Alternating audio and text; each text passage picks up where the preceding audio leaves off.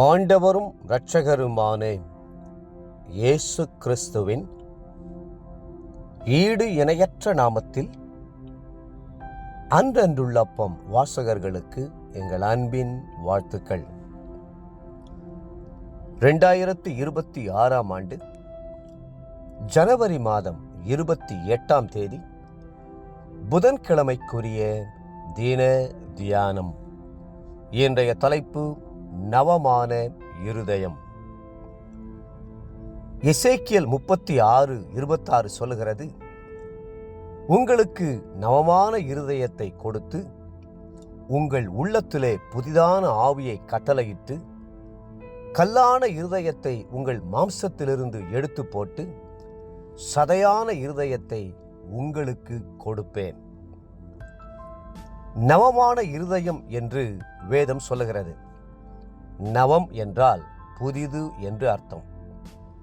நவ எருசலேமின் மணவாளன் என்று நாம் பாடுகிறோம். நவமான திராட்சரசம் என்று சொல்லுகிறோம். ஆம், கர்த்தர் எல்லாவற்றையும் புதிதாக்கும் போது நவமான இருதயத்தை நமக்கு தருகிறார். புது ரட்சிப்பின் சந்தோஷத்தால் நிரம்பி இருக்கவும், தேவனோடு உள்ள புதிய உறவில் முன்னேறி செல்லவும் நமக்கு நவமான இருதயம் தேவை. கர்த்தர் ஒரு மனிதனை பார்க்கும்போது அவனுடைய இருதயத்தை தான் பார்க்கிறார். மனுஷன் முகத்தை பார்ப்பான், கர்த்தரோ இருதயத்தை பார்க்கிறார். 1 சாமுவேல் 16:7. இருதயத்தை பார்க்கிற ஆண்டவர் நம்முடைய இருதயத்திலே அக்கிரம சிந்தை இருக்குமென்றால் ஒரு நாளும் நம்முடைய ஜெபத்துக்கு பதில் கொடுக்க மாட்டார்.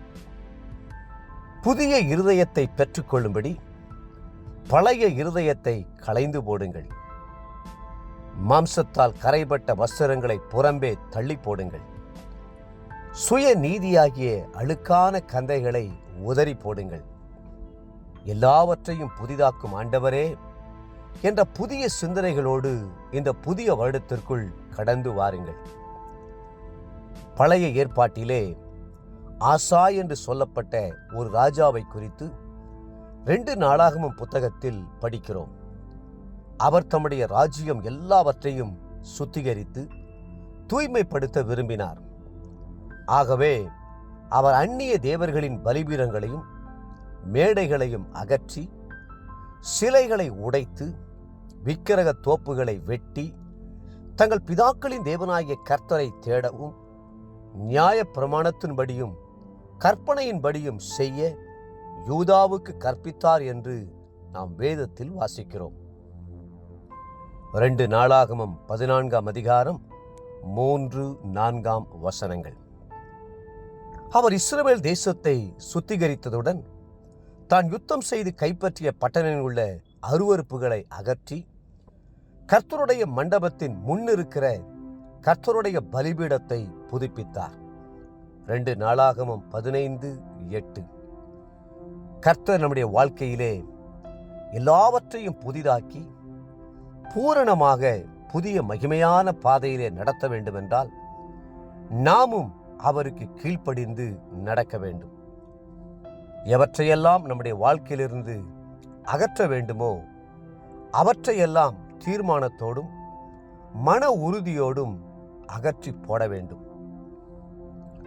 பழைய பாவ வாழ்க்கையும் உலக சிநேகங்களையும் தேவனுக்கு பிரியமில்லாதவைகளையும் நம்மை விட்டு அகற்றும் போதுதான் கர்த்தரும் நம்முடைய வாழ்க்கையிலே குறுக்கிட்டு எல்லாவற்றையும் புதிதாக்க முடியும். பழையவைகளை நீக்கி போடுவதோடு நாம் நின்றுவிடக்கூடாது. கிறிஸ்துவோடுள்ள புதிய ஐக்கியத்திற்குள்ளும் புதிய ஆரம்பத்திற்குள்ளும் கடந்து வர வேண்டும். தேவப்பிள்ளைகளே, உங்களுடைய உள்ளம் புதிய விதைகளாகிய வேத வசனத்தினால் நிரப்பப்பட வேண்டும். இன்றைய நினைவிற்கு, நீங்கள் வளரும்படி புதிதாய் பிறந்த குழந்தைகளைப் போல திருவசனமாகிய களங்கமில்லாத ஞானப்பாலின் மேல் வாஞ்சையாயிருங்கள். 1 பேதுரு 2:3. இன்றைய வேத வாசிப்பு காலை யாத்ராகமம் 19, மற்றும் 20ஆம் அதிகாரங்கள். மாலை மத்தேயு 18ஆம் அதிகாரம் 21 35 வசனம் முடிய. அன்புக்குரிய அன்றன்றுள்ளப்போ வாசகர்களே, மீண்டும் உங்களை வாழ்த்துகிறோம். பழைய வாழ்க்கையை களைந்துவிட்டு கிறிஸ்துவோடு புதிய உடன்படிக்கை செய்து கொள்ளுங்கள்.